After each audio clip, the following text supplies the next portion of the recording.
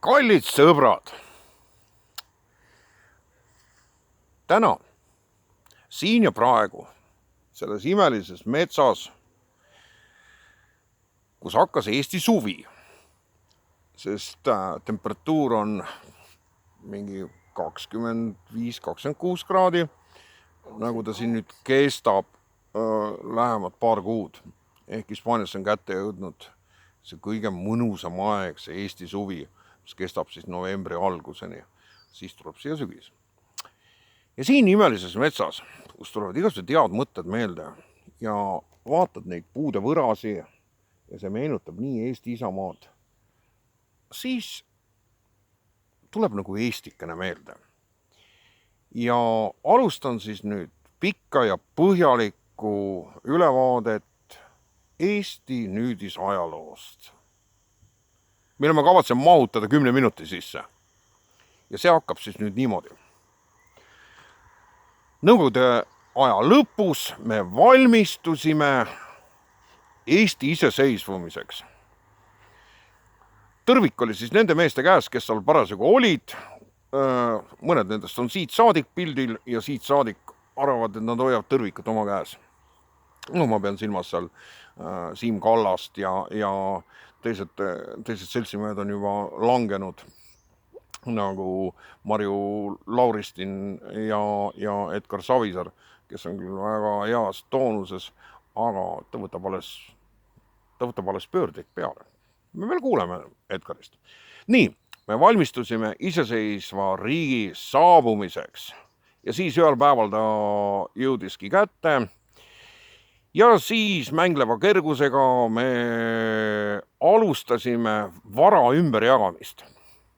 Seda me mäletame, need olid, nagu võiks öelda, Eesti Vabariigi esimesed meheteod, kus ühtedelt võeti vara ära, õigupoolest mitte vara, vaid kodud selgelt.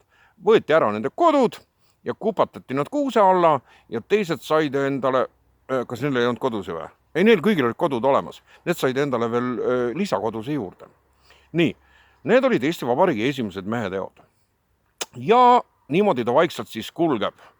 Siit võib täitsa, kuidas öelda, üle libistada üle aastate, sest ainult üks lehmanaha jagamine, üks pahanduse riid, raha ja võimu pärast lähevad siis vastavalt 90, 2, 3, 4, 5, 6, 7, 8, 9, sajandi vahetuseni. Üks ja see sama, mitte midagi ei looda, midagi ei rajuta, mitte midagi, mingisuguseid muutusi aset ei leia.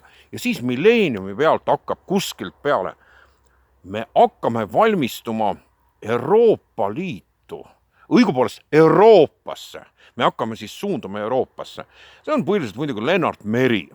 Et kõige austuse juures, minul isiklikult ei ole lennuvõlgu rublagi ja sellepärast mina temast nagu proovin meelde jätta kõik hea, eks. Seda kõike muud, eks ju, tema kuulsusrikas karjäär KGB ridades ja see, no mind ei koti ausalt. Ma tunnen muide isiklikult endisi KGB-lasi päris palju. Nad on päris kenad inimesed. Nii, see selleks. Lennart Mere käes on siis tõrvik ja me kuuleme söögi alla söögi peale, kuidas me hakkame jõudma Euroopasse. Me suundume Euroopasse, ma ei tea, kus me ennem olime. Vaat nüüd ongi hea küsimus. Kus me olime ennem?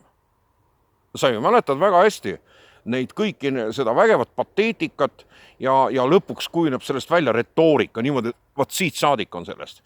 Kuidas me hakkame eurooplasteks saama? Kes me ennem olime? Libistame siit nüüd edasi. Euroopa Liitu. No see võrdub eurooplaseks olemisega. Ja sinna kõrvale käib NATO. Ja nüüd hakkab siis see komberdamine põlvede peal. Põlvede peal roomatakse sinna. Vaat niisuguse liigutusega.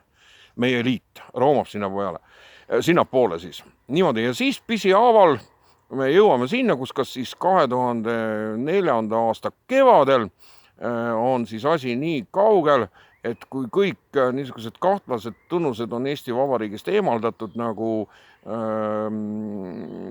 Eesti Leegionis võidelnud meestele püstitatud ausammas Lihula kalmistul, kui see on nüüd kõrvaldatud, siis me oleme juba valmis Euroopasse astuma. Meist hakkavad juba saama enam-vähem niisugused Euroopa parketi kõlbulikud siukesed vasallid.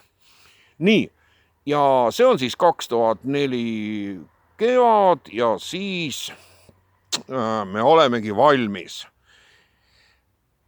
Ja me liitume korraga 2 bordelliga ja oleme siis korraga kahe bordelli liikmed, see on siis Euroopa Liit ja NATO. Ja nüüd tuleb üks huvitav hetk, eks ju. Huvitav hetk, kuhu me siis edasi suundume? Siis müüakse tervele selle bordelli vähemusaktsionäridele ehk kõigile kodanikele hakatakse müüma maha eurointegratsiooni. Selle programmi nimi oli eurointegratsioon ehk me hakkame integreeruma Euroopasse. Sest me ju ei olnud eurooplased. Me tahtsime Lennart Meri niisama ei plõksinud midagi. Lennart Meri on päris tark mees. Päris tark mees. Ma juba tegin reverantsi talle ja niisama see mees ei plõksinud. Et Ositi ta võis kaabakas olla, sest paljud arvavad, et ta oli kaabakas. Ositi. Aga Ositi ta oli muidugi kahtlematult erudiit, ääretult tark mees. Tema andis mõista, et matsirahvas soovib saada ka eurooplasteks. Ja siis lennu läheb Jumala juurde tagasi ja meist siis nüüd saavadki Euroopa siis nii-öelda eeshoovis kuskil, seal kus on ikka teenijate niisugune majandamine, niisugune teenjarahvas elab, eks. Et seal eeshoovis, mõisa eeshoovis leidsime me siis endale kohakese ja nüüd hakkab integratsioon. Meid alles hakatakse integreerima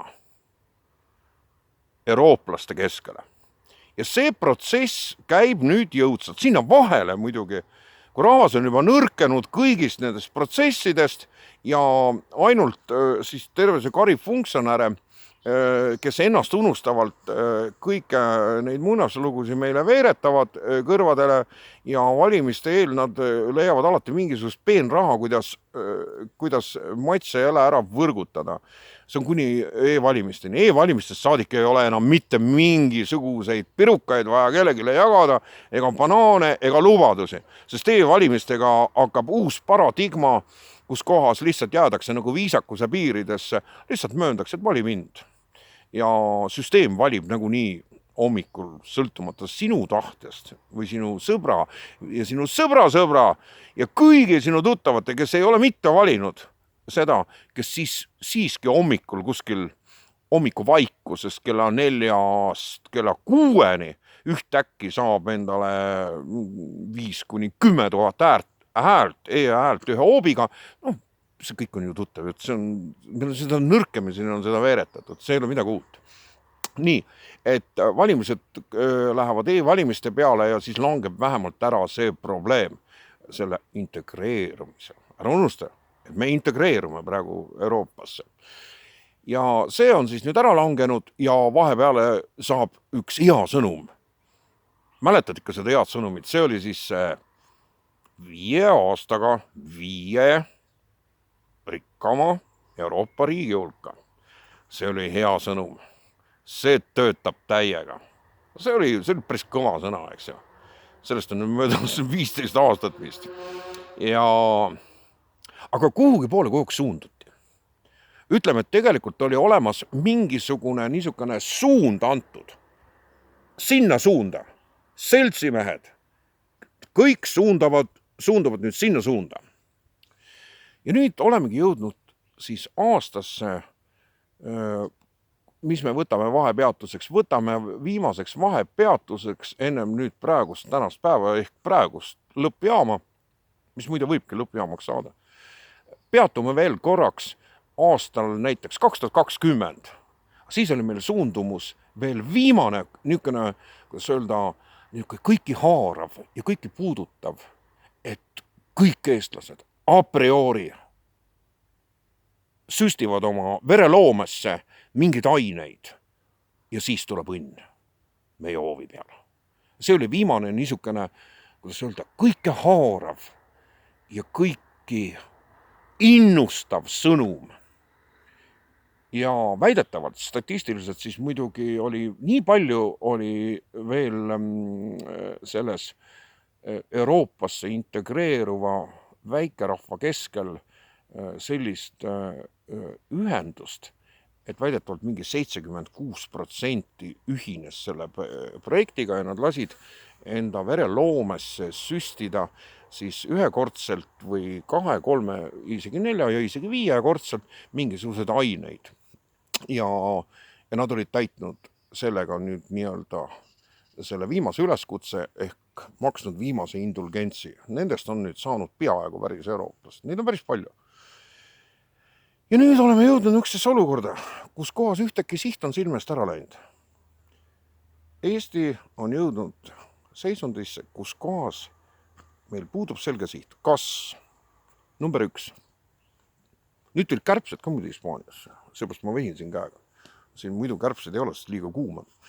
Ja nüüd me oleme niisuguses huvitavas staatuses, kus ühtäkki on kõik nagu peatunud, sest ütleme see sõnum, et Eesti rahvas, ma ei tea, mis loom see muidugi on ja millega seda süüakse, et Eesti rahvas nagu jälgib enda ümber, et ära koristada kõik venelased.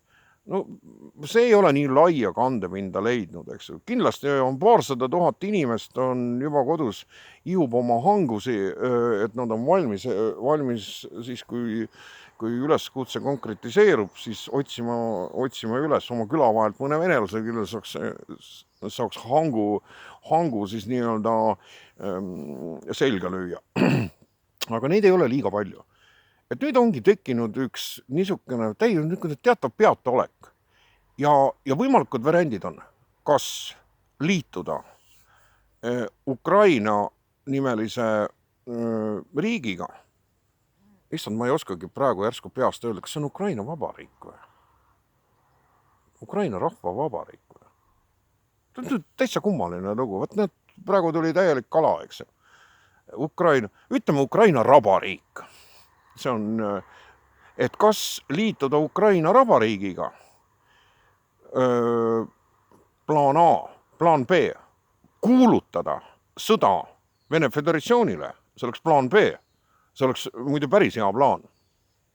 Me läheksime ajalukku.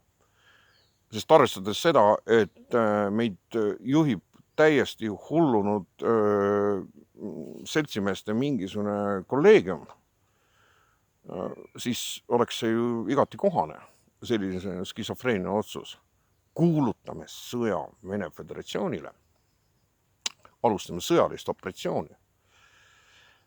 Ja see oleks plaan B ja plaan C oleks tegelikult, sõbrad, plaan C paistab olevat kõige tõesem.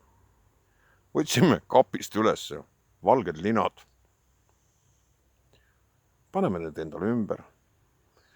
Juhul, kui sul veel on boileris sooja vett, kui ei ole, pole vahet.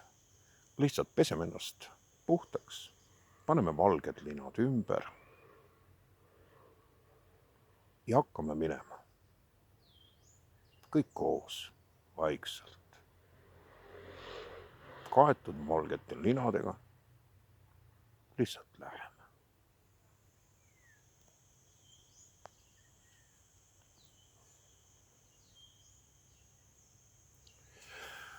Ja sellega olekski lõpetatud lühikene ekskurss Eesti nüüdis ajalukku. Ja kui sul ei ole valget lina, siis tee seda, mida sa pead tegema. Ma olen rääkinud tuntud putinist, satanist, lamemaalane. Mis nimesi mul veel on? Sekretär, tema teab, ta on kõik üles kirjutanud. Jaa, see vatnik oleks ka. Vatnik, tibla, reetur, lurjus, kaabakas, mölakas ja kõik kokku. Kõik samas kategoorias määratlused. Ja seda ma kahtlematult olen. Ma olen seda, sellepärast ma ei saa olla midagi muud selle jaoks, kes vaatamata sellele, et ta ei tunne mind isiklikult, teab, kes ma olen. Ma ei saa olla keegi muu. Ma saan olla just see, kelleks sa mind arvad olevat. Vaat niimoodi, sõber. Kes ma tegelikult olen, seda ma ei ütle. Kuulun sina.